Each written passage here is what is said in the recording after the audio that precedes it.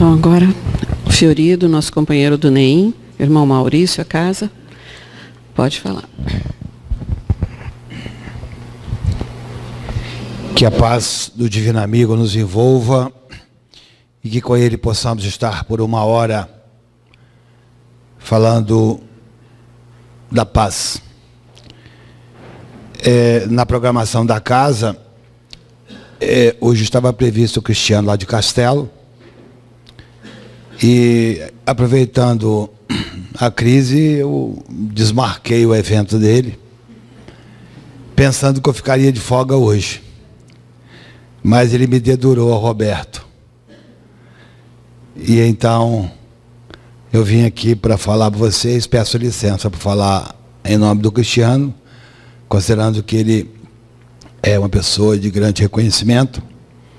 E eu confesso que, ao fazer este estudo, vi quanto sou limitado, especialmente para falar desse tema.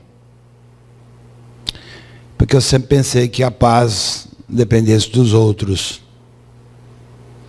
E eu preciso, para que eu possa ter alguma inspiração, ou melhorar a inspiração de que necessito para abordar esse tema, eu preciso confessar a vocês que ainda não sou pacífico. Eu ainda tenho muitas dificuldades existenciais. E no progresso espiritual que todos nós precisamos fazer, essa é a razão pela qual nós encarnamos, diz que o primeiro gesto é reconhecer suas limitações. Então eu vou precisar mais do que da presença de vocês.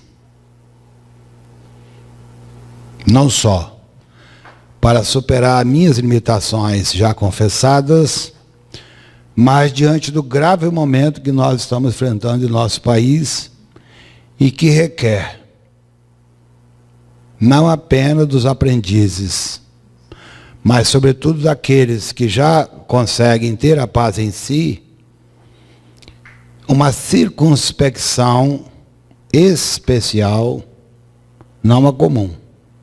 É Jesus quem nos pergunta: que de especial fazeis? Então nós estamos pedindo, se é que há uma circunspecção especial, que nós nos unamos, não apenas agora, nesse tempo em que viemos nos recolher ao templo de pedra, mas recolhendo ao altar íntimo das nossas emoções, para que nós possamos nos aquietar, nos acalmar, a fim de que nós possamos superar os obstáculos que se oferecem na hora, que não são problemas, são desafios. Então a reflexão que está posta, as leituras que foram colocadas, a música que foi proposta, ela vem bem a dar um reforço a essa psicosfera necessária, a fim de que possamos conversar a respeito desse tema. Eu não sei se tem gente vindo à Casa Espírita pela primeira vez ou nas primeiras vezes, mas é oportuno destacar que a doutrina espírita apresentada por Kardec, a 18 de abril de 1857, traduzida em O Livro dos Espíritos, ela nos fala que essa nova ciência vem revelar a nós, ou vem nos explicar a nossa origem e a nossa natureza. Porque nós ainda, ou porque eu, me perdoem, porque eu ainda não tenho a paz em mim.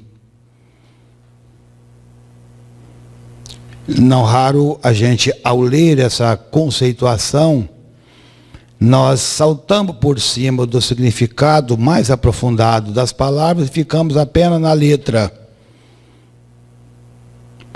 E a doutrina que tem base filosófica, portanto é apresentada como filosofia espiritualista, no frontispício do Livro dos Espíritos, ela nos sugere a indagar sobre a nossa natureza, o estado em que nós estamos neste momento, transitando na jornada que o Pai estabeleceu para nós, que é a felicidade completa, que é o estado de paz completa, e porque nós não temos ainda.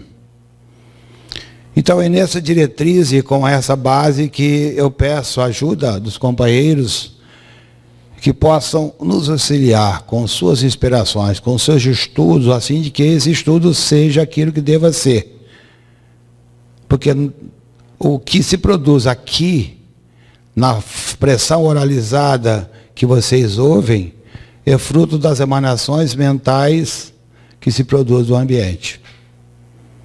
Por isso a Casa Espírita, ela se reveste de características, ou pelo menos a própria doutrina espírita se reveste de características diferenciadas na forma de apresentar e sugerir aos profetas espíritas no que toca ao comportamento que nós devemos ter, não apenas no templo espírita, porque paz não se consegue tão somente aqui, e nós vamos verificar que há caminhos e conceitos que são interpretados, não raro, de forma rasteira, de forma superficial.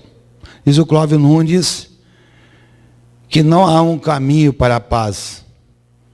Ele diz que a paz é o caminho. É o caminho. É a única forma de solucionar os desafios que se apresentam no mundo. Fora dele, todos os outros são mais dolorosos. E assim, a gente vai na expressão de Hebreus, capítulo 12, verso 14, de Paulo, quando ele diz para nós: esforçai-vos para viver em paz com todas as pessoas e em santificação, sem a qual ninguém verá o Senhor. Eu coloquei essa frase como epitáfio da exposição, não pelo esforçar-vos a viver em paz, mas pelo destino que é proposto na própria afirmativa, sem a qual ninguém verá o Senhor. Noutra afirmativa de Jesus, diz Jesus que os puros de coração verão a Deus. Então me parece que o viver em paz é um estado de pureza, é um estado de santificação. E essa é a grande razão pela qual nós estamos aqui, que é o processo de evolução espiritual, que é o processo de santificação. Essa palavra aparece no texto bíblico 9.480 vezes, sendo 7.965 no Antigo Testamento e 1.515 no Novo Testamento. Curiosamente, ela aparece mais do que a palavra fé, que aparece 4.632 vezes em toda a Bíblia, o dobro. Isso para nós já dá. Nós sabemos que a Bíblia não é um livro de cabeceira nosso, mas ele não perde a importância, e ao contrário, na minha avaliação pessoal, ele deveria ser considerado uma obra subsidiária do Espiritismo, como um livro de estudo histórico, filosófico, sociológico, antropológico, e sobretudo porque nos tempos espíritas nós temos pessoas remanescentes de outras religiões, todas respeitáveis, e bem como o próprio texto bíblico ainda para nós, nós apenas mergulhamos na literalidade das expressões, matando muitas vezes o próprio espírito da letra. Então, esses dois dados, da quantidade de vezes que aparece a palavra paz e a palavra fé, ele dá para nós uma das diretrizes mais importantes do Espiritismo, que é o amor, que é a caridade, sem a qual não há a elevação, não há a salvação. Vê que os textos, mesmo não citados por Jesus, mas citado pelos profetas e pelos escritores mais antigos de Jesus, colocam essa palavra 7.965 vezes, o que revela a importância dessa necessidade da vivência. Portanto, segundo esse estudo, essa pesquisa que fiz, a Bíblia deveria ser muito mais do que um livro da fé, um livro da paz. Como a própria doutrina espírita, na qual nasce lá o Evangelho segundo o Espiritismo, que é apontado como um código de moral universal. E Allan Kardec, ao apresentar o Evangelho segundo o Espiritismo, logo no prefácio, diz que pode-se dividir as matérias contidas no Evangelho em 5 partes: os milagres, as profecias, os atos que serviram para estabelecer os dogmas das religiões, os atos comuns da vida do Cristo e o ensinamento moral. Se as 4 primeiras partes do texto bíblico foram objeto de, inclusive os da fé, foram objeto de controvérsias e polêmicas religiosas, mas o ensinamento moral de Jesus e o amor está dentro dos ensinamentos morais de Jesus, a paz está em todas as religiões, todas elas caminham nessa direção. Essa não passou por controvérsia alguma. O que nos faz afirmar, na expressão do Clóvis Nunes, que o amor é o caminho, que a paz é o caminho,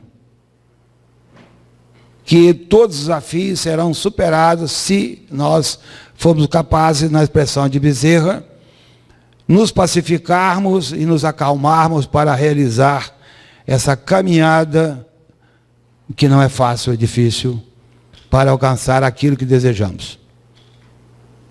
Essas elucubrações servem, sobretudo, para enfrentar o desafio da hora. É preciso que nós vejamos a doutrina espírita como um instrumento prático de vivência. Porque é exatamente na hora da dificuldade, e eu acabei de colocar um pedido de oração na rede de oração da nossa casa espírita e também no Facebook. A minha filha viu lá e falou: pai, o que está acontecendo? Eu estou assustada. Eu falei: não fica. Não é necessário que fiques, mas é necessário que medites em torno do que nós estamos vivendo, porque você tem recursos suficientes para superar o desafio. Ontem, num seminário na UFS, sobre fraternidade e direito, nós fizemos essa observação como final do seminário. Quando nós dissemos que, se nós cremos em Deus, se nós cremos na assistência espiritual, para que o mundo se realize o propósito de propiciar aos filhos de Deus a felicidade completa, cada coisa que acontece tem uma razão muito bem definida e tudo passará como nuvem de fumaça, servindo de experiências para as realizações do futuro. Assim, vale perguntar: o que é a paz? Conceitualmente, ainda tem-se como paz a ausência de guerra. Ou como conceitualmente se diz: eu estou bem, não faço mal a ninguém. Mas, aprofundando um pouco mais, a ideia de paz não é apenas a ausência de guerra. E a ideia do bem não é apenas não fazer mal a ninguém. Porque essas duas situações seriam estado de inércia. Não faço bem, não faço mal, mas também não faço bem. E essas virtudes são ativas. Assim, no conceito, paz, do latim pax, geralmente definida como um estado de calma, tranquilidade, uma ausência de perturbações e de agitação. Do latim pacem, absência belli, pode refletir-se como ausência de violência. No dicionário, calma, calmaria, harmonia, concórdia, tranquilidade, que já melhora o entendimento. E aí é importante tratar dessa questão como uma paz, como um elemento externo ao homem, desse estado de inércia, desse estado de essa ausência do bem, ou da ausência de guerra. E é um dos principais erros que nós estamos vivendo, quando o amor é elemento de dinâmica da vida, que não pode ser apenas de aparência. Ele precisa representar uma ação em direção na busca de, sobretudo, aqueles seres que já se intelectualizaram, que compreenderam o verdadeiro sentido da vida, mas, sobretudo, quando compreenderam que o próximo, o ser que está ao nosso lado, ele é muito mais um laboratório da nossa existência do que propriamente um desafio. O ser que está ao nosso lado, ele pode até depender de nós para crescer. Mas se ele não quiser crescer, eu não me atraso por isso. Ao contrário, se eu for paciente, se eu for pacífico, se eu for brando, e se eu perceber que aquele laboratório complicado se traduz numa oportunidade, eu posso transformar aquele ato que, em tese, eu considero como uma expiação, numa prova que, se bem suportada, ela me fará cumprir muito mais até daquilo que eu planejei ao estar aqui, nessa trajetória. Não é fácil verdadeiramente viver essas experiências, mas somente quem carrega um estado de paz e quem conhece, e quem medita, e quem se percebe, conforme nos fala a questão 918 do Livro dos Espíritos, onde Allan Kardec pergunta aos espíritos veneráveis: quais são os sinais que indicam que o homem cresce na hierarquia espiritual? Essa pergunta, invariavelmente, nós fazemos quando nós entramos no primeiro emprego, ou estamos nos primeiros dias de um novo negócio, ou estamos numa iniciativa nova. É natural que a insegurança paire em nossos pensamentos, e a gente se pergunta: como é que eu estou indo nessa nova iniciativa? E às vezes a gente pergunta para o chefe, para um amigo. E a gente viria fazer isso, invariavelmente conosco mesmo, e a questão seguinte, a 919, não sugere isso, do Conhece a Ti Mesmo, de Santo Agostinho. Mas Allan Kardec, ao registrar a resposta dos espíritos à pergunta: quais são os sinais que indicam que eu estou crescendo espiritualmente, recebe os espíritos na horizontalidade, se quisermos usar uma coordenada cartesiana, na coordenada X. O homem prova a sua elevação quando os atos da vida comum, a relação com ele mesmo, então o estado de paz pessoal, a relação com o próximo, a relação com os animais e a relação com a natureza em geral estão em harmonia, traduzindo esse estado de pacificidade ativa, não passiva. Isso na coordenada X. Na coordenada Y é que vem uma questão que chama a atenção somente, basicamente, daqueles que já se dispõem a entender o espírito que somos. Conversando com uma pessoa ontem, eu continuo a segunda parte da resposta daqui a pouco, que é acometida de um câncer grave, de outra crença, e quando lhe falei a respeito de que a doença pode estar se refletindo no corpo, tendo origem na alma, ela me disse: não estou interessado nisso agora. A resposta foi, de certa forma, chocante pela forma como foi dada, e aí o silêncio era o único recurso que cabia. Me silenciei. Mas ela se aplica em nós quando, muitas vezes, na inércia, nós não nos colocamos na posição de pensar que somos espíritos. Por isso que, se eu não tivesse feito essa reflexão aqui agora, era muito comum dizer assim: você viu algum espírito aqui hoje? Você viu algum espírito aqui hoje? Olha do lado. Porque a gente acha que espírito é só aquele que tem corpo. A gente não consegue perceber que o outro é o espírito. A gente só consegue perceber isso quando na casa espírita alguém dá uma chamada e falou: é mesmo, eu sou um espírito, é mesmo, ele é um espírito. Você viu a pegadinha? Foi malvada, não foi combinada não. Mas isso é muito comum. Sendo a doutrina espírita ainda nova, e provavelmente nenhum de nós passou por 2 encarnações, provavelmente nenhum de nós, ou se aconteceu, poucos passaram por 2 encarnações como espíritas, conhecedor dessa doutrina,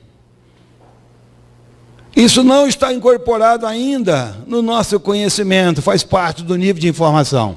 Temos a informação, mas não se traduziu em conhecimento porque ela não foi incorporada, ela não foi metabolizada nas nossas práticas.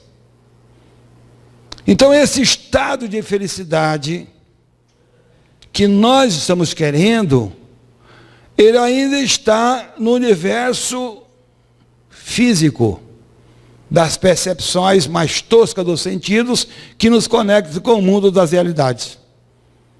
Nós não adentramos, por exemplo, no universo do significado da dor,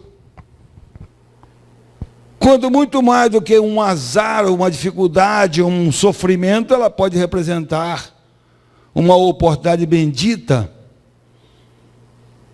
embora seja extremamente difícil, em razão dessa incompletude do conhecimento, aceitar isso. E novamente pergunta logo: por que comigo? Como se com o outro pudesse.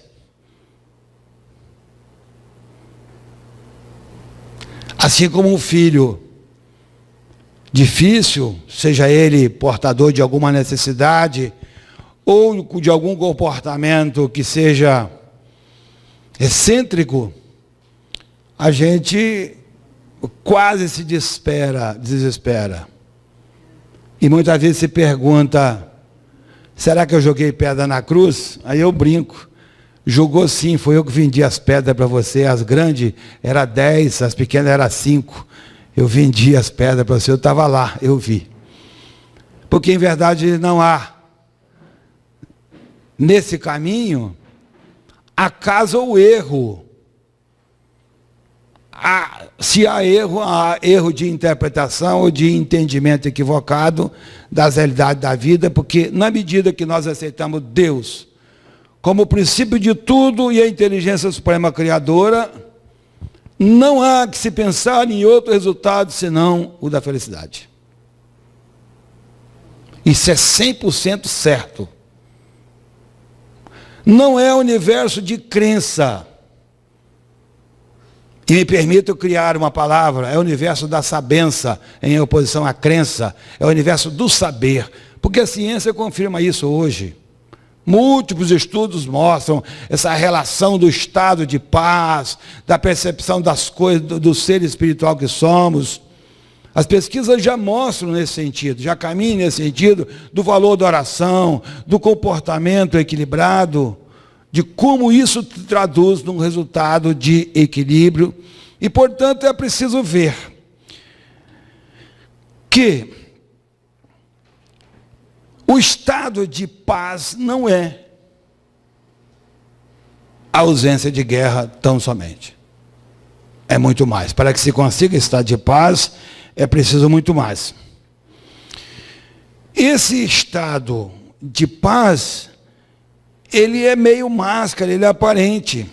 Ele faz-se legal, mas nem sempre é moralizadora. Por exemplo, por que comigo?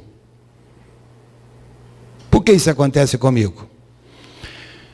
Mas, vamos pensar aqui alguém que tivesse com muito dinheiro aqui nesse ambiente. Eu sei que tem gente só endinheirada aqui.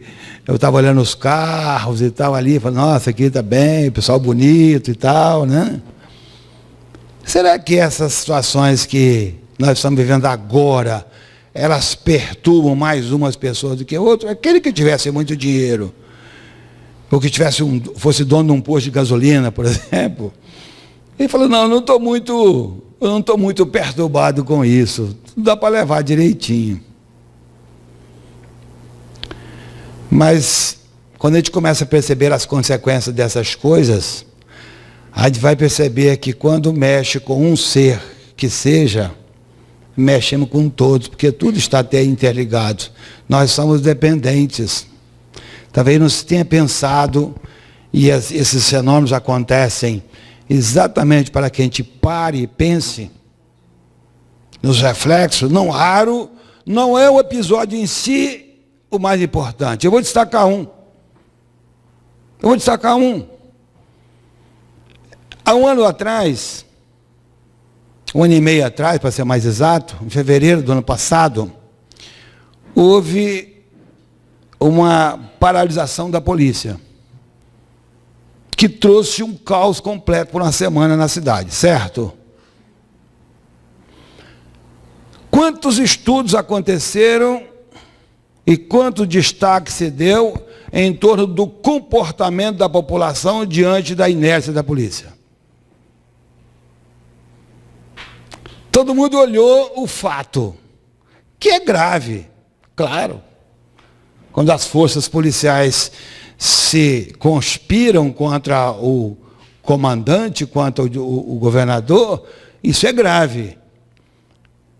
Então nós olhamos rasteiramente o episódio e não percebemos, por exemplo, que o episódio da população ir saquear, assaltar, e se nós olharmos a idade das pessoas que a gente via nas imagens, embora as imagens são muito fugidias e rápidas, a gente não consegue fazer um perfil exato das pessoas que estavam lá, mas percebemos que eram pessoas que estavam com menos de 30, 32 anos, porque eram muito jovens. O que reflete, por exemplo, num quadro terrível, e que Kardec já anuncia. Na questão 685A, do Livro dos Espíritos, há 160 anos atrás, quando nós estamos falando de paz, estamos vendo os episódios do Rio de Janeiro, que estão nos alcançando de outra maneira, nos morros daqui, quando ele diz que pensar da torrente de indivíduos que são lançados à população todos os anos, sem princípios e freios. Quando nós falamos de paz, é preciso falar de princípios e é preciso falar de freios. Porque o primeiro freio é do meu ímpeto, é do meu impulso, e ele diz, somente uma educação bem entendida pode propiciar isso. Então, esses episódios, eles são altamente pedagógicos, permitido por aqueles escultores, arquitetos espirituais, mas eles têm lições. E talvez a grande pergunta seja, que lição eu tiro disso? Eu tiro disso. Não é nós. Que lição eu tiro disso? Eu costumo dizer que um monte de mins faz nós. Quer dizer, se eu e você decide a mesma coisa, e você decide a mesma coisa, nós já somos três, somos nós. E quando isso estabelece num processo, não de fora para dentro, mas de dentro para fora, as coisas mudam. Porque se a paz do mundo começa em mim, eu não sou dependente do outro para realizá-la.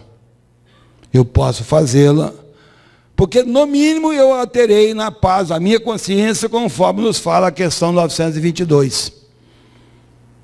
quando nos fala da posse do necessário, a fé no futuro, a posse necessário e a consciência tranquila, que é o melhor estado de paz. Assim, essa paz que a gente coloca no mundo das exterioridades, ela é transitória e enganosa. E aqui eu destaco algumas formas de violar o estado de paz, que não é considerado, em verdade, o estado de guerra dentro do universo das exterioridades. Nós temos aquela violência que se faz contra as instituições, as coisas, as pessoas. Mas, sobretudo contra as pessoas, quando nós falamos da violência psíquica, que não aparece na mídia. Somente quando ganha um destaque exacerbado, que ele ganha destaque. A sonegação de direitos que acontece dentro de casa da gente. Quando nós não pagamos, por exemplo, os encargos sociais ou os direitos trabalhistas de uma pessoa que trabalha conosco. Nossa, mas você pegou pesado agora. Mas é preciso entrar na condição daquela pessoa e o que ela está pensando quando ela tiver 55 anos.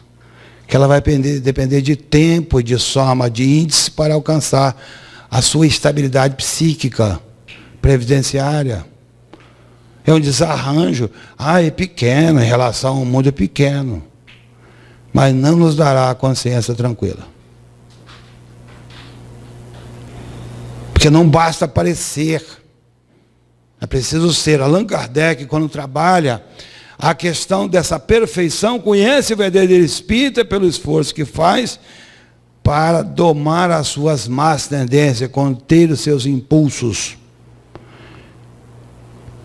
Ser capaz de cumprir os direitos, ser capaz de atender às responsabilidades, nas obrigações, a questão da honra e sentimentos, a violência contra a honra e sentimentos, que ficam fechadas e a gente tem vergonha às vezes de dizer.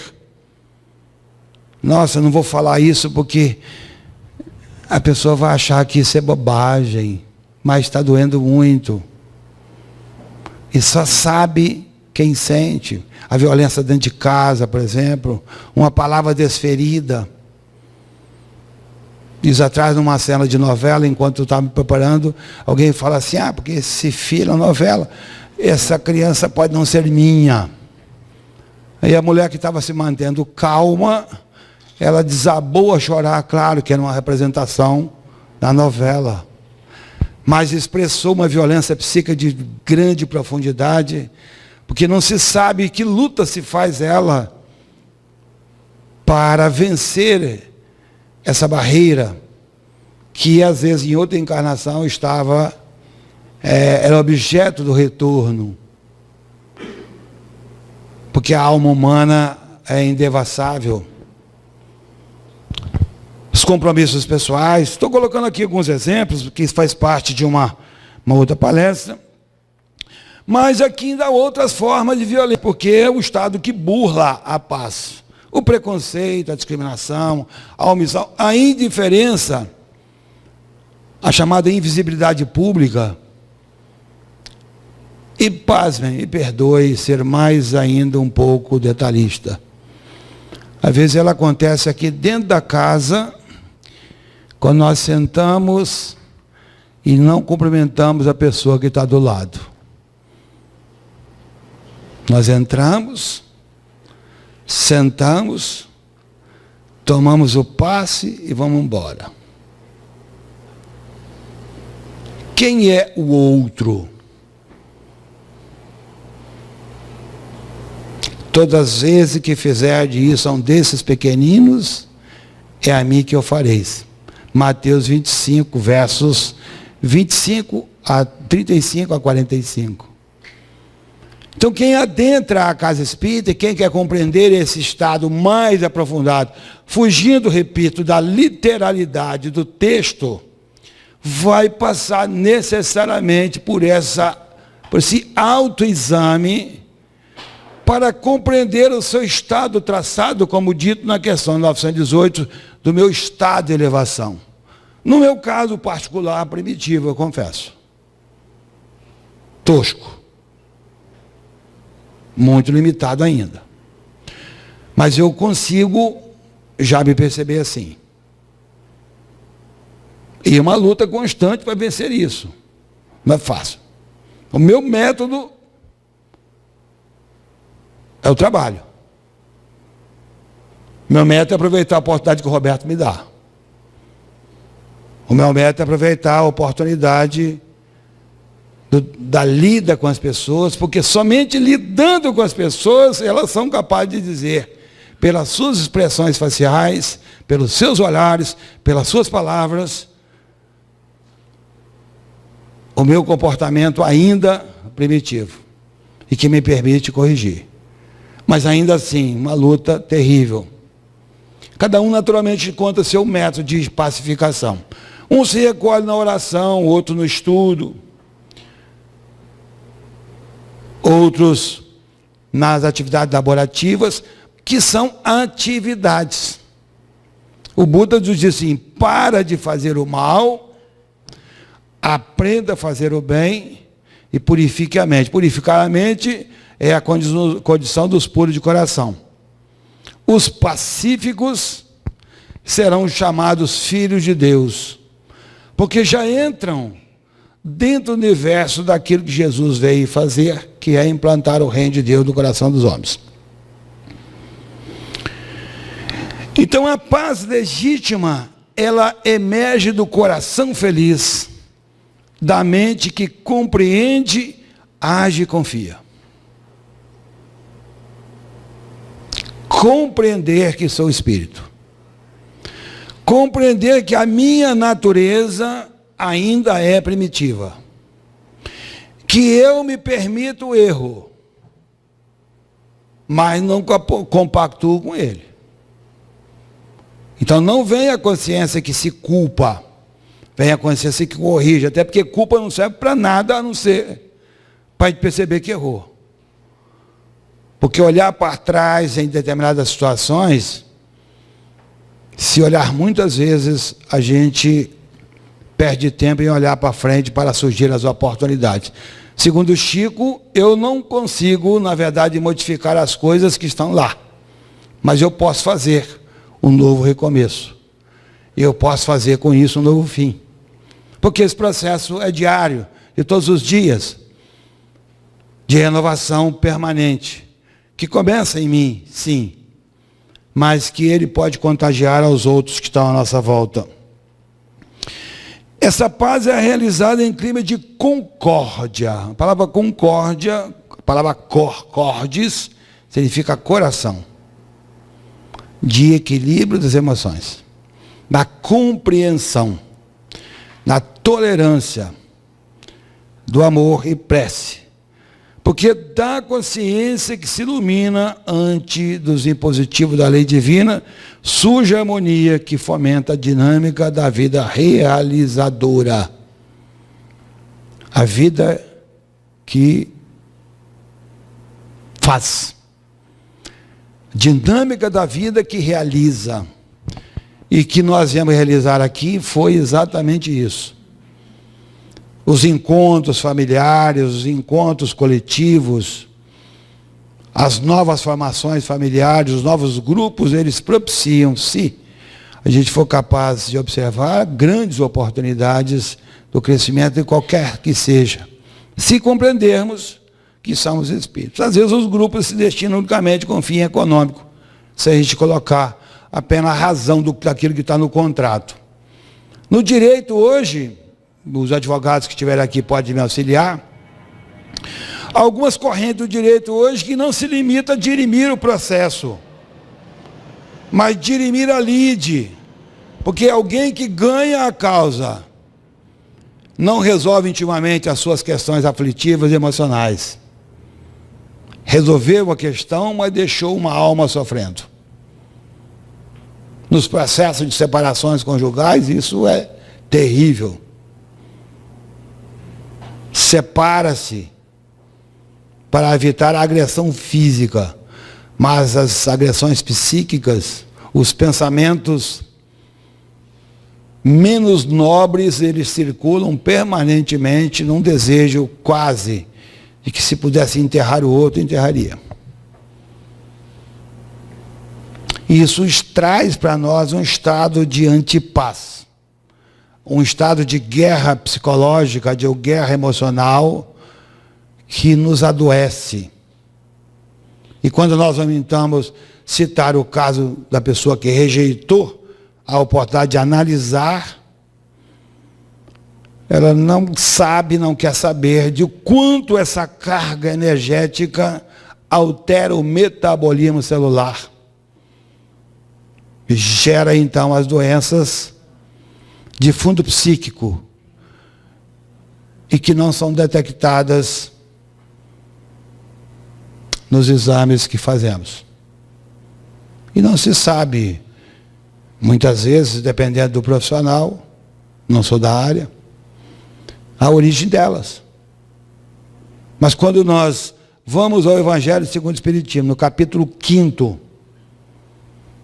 causa das aflições, nós vamos encontrar as causas atuais e as causas anteriores das aflições. E muitas delas decorrem das questões mal elaboradas no campo psíquico, no campo emocional, no campo espiritual. Porque nós somos espíritos. Por isso que a lição caminha no sentido de olhar pela paz interna. A música, a paz do mundo começa em mim, ela tem uma beleza poética enorme. Mas ela traz um significado muito mais belo do que a própria beleza poética.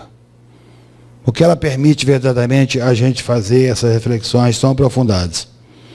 Essa paz não se turba. Uma vez instalada, ela não mais sofre qualquer mancha. Porque ela é incorporada no espírito que somos, no ser essencial. A partir do momento que ela se limpa por completo, essas conquistas que se limpam por completo, essa virtude que ganha essa força moral já incorruptível, se ela se tornou incorruptível, ela fica armazenada no espírito. Se ela for corrompível, ela ainda está no perispírito. Porque é conquista definitiva. Não permite constrangimento e não se faz imposta. Ela é conquista pessoal. Não se consegue implantar essa paz com ordens. Cada homem adquire pelo esforço pessoal como coroamento da ação bem dirigida, objetivando altos ideais. Qual é o ideal que nós buscamos?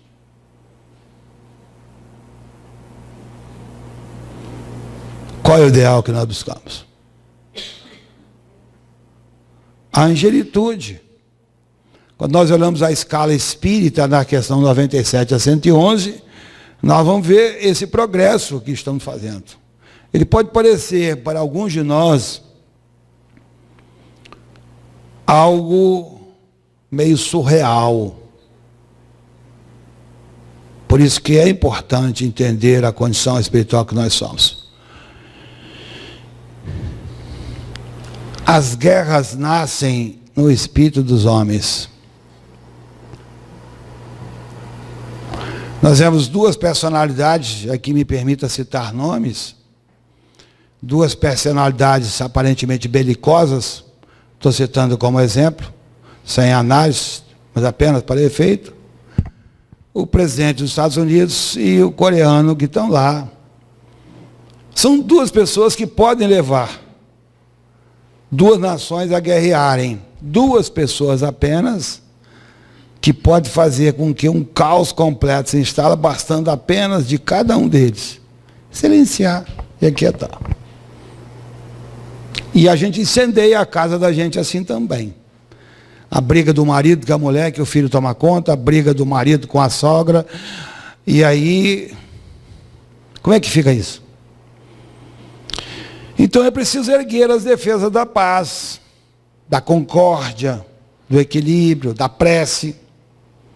na busca dessa ecologia espiritual ou dessa ecologia espiritual. Vista então do estado de harmonia e paz entre os homens, que só um trabalho direto e construtivo focado em cima, desejo de paz. Eu quero a paz. Eu quero viver melhor. Isso já não me pertence mais. Da mesma maneira que, se nós fumamos, dizemos assim, não fumo mais, parei. Se eu bebo, decido parar. Não bebo mais. Deve ser um ato real, tão significativo quanto. E tão determinado quanto. Se for difícil fazer um projeto para mais longo, usa alguma técnica de só por hoje. Hoje eu não respondo às provocações dela ou dele. Hoje eu silencio. E amanhã eu repito. É preciso criar algum método. Porque nós nos esquecemos muito facilmente disso. A fim de colocar, em definitivo, essas guerras por fim. Seja então na terra o teu anseio em oração constante, que se transforma em realização operante como resposta de Deus. Meu tempo está acabando, não é isso?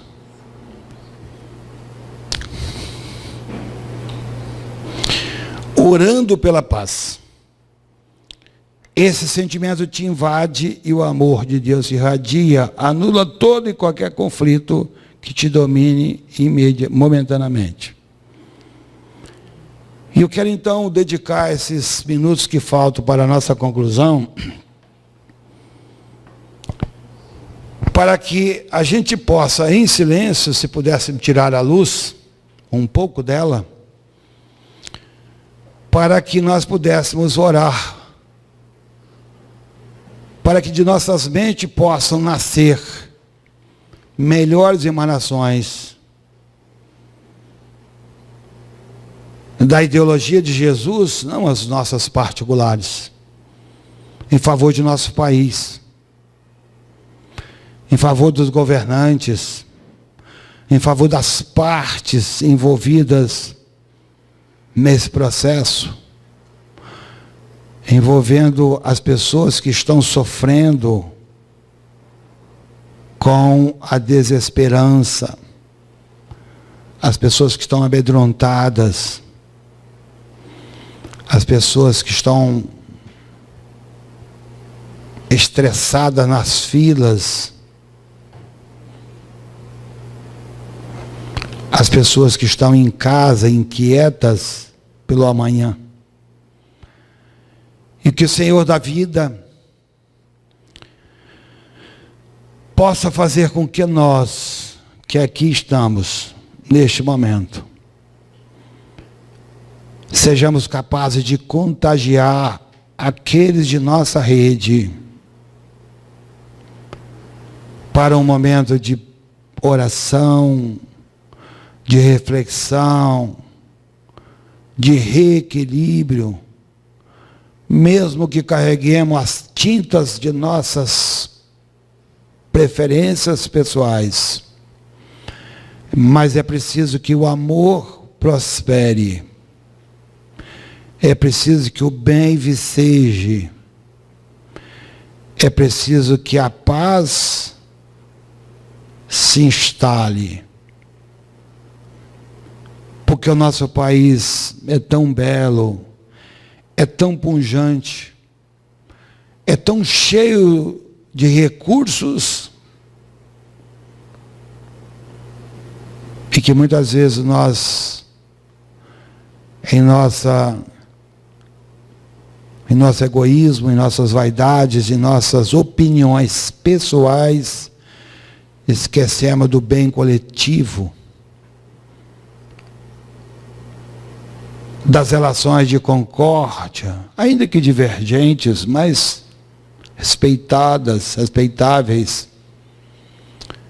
e que nós sejamos capazes de construir, então, com nossos pensamentos, nossas atitudes, abrindo mão, inclusive, de, nesta hora, de potencializar energias e notícias infelizes, desejando que cada um de nós possa ser agente de transformação, começando pela autotransformação. Sejam essas palavras um incentivo, uma reflexão, limitada sim pela nossa incapacidade, mas a expressão máxima que eu consigo trazer para vocês, de desejar a paz de Jesus a todos, não a paz do mundo, mas a paz que Jesus veio instalar em nossos corações. Muito obrigado e que Deus nos abençoe.